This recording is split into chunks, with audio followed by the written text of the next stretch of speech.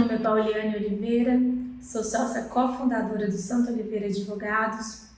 O Santo Oliveira Advogados é um escritório voltado para negócios, especializado no agronegócio e também na agroindústria. Bom, na atual conjuntura, no atual momento e jornada que o crédito no agro tem vivido, de amadurecimento e, claro, de evolução, é importante a gente ter em mente que nós saímos de um cenário que antes era puramente e muito mais focado entre duas partes, entre aquele que financia e aquele que concede, e caminhamos para um cenário muito mais de fluxo, em que inicia-se muito mais próximo da parte da indústria, que normalmente capta também algum tipo de capital para poder iniciar essa transição desse processo de financiamento pela via privada, até isso chegar lá na ponta em quem está realmente produzindo e também sendo financiado. Então isso perpassa pela indústria, perpassa pela parte de distribuição e outras partes relacionadas até chegar nessa outra ponta.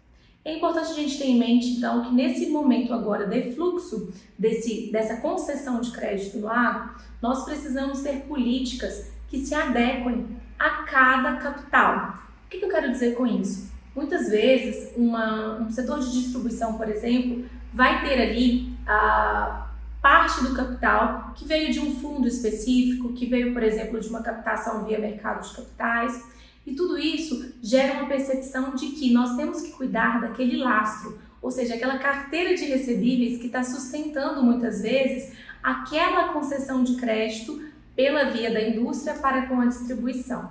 Então, nesse fluxo, e não apenas entre essas duas partes, todas essas carteiras de recebíveis, todos esses lastros, eles precisam ser cuidados com cuidado e com o critério que cada um demanda.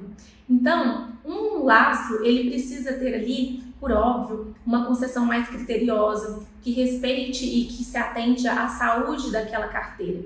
E do outro lado, no momento em que a gente tem o momento do pagamento, do adimplemento, é preciso que a gente tenha uma régua de cobrança, uma política de cobrança que seja também efetiva, que seja também mais rigorosa para restabelecer a saúde daquele lastro numa eventual inadimplência, numa eventual situação em que a gente não haja o pagamento, Então, essas são dicas que acho que todas as empresas precisam se atentar. Nós não temos mais como ter uma política única de crédito e cobrança, uma régua de cobrança única daquela empresa. Muitas vezes a gente vai ter que ter réguas distintas para cada capital ali que está sendo utilizado para uma frente ou outra. E é algo importante e algo que não pode ser desconsiderado dentro dessa dinâmica e dessa jornada de evolução, como digo.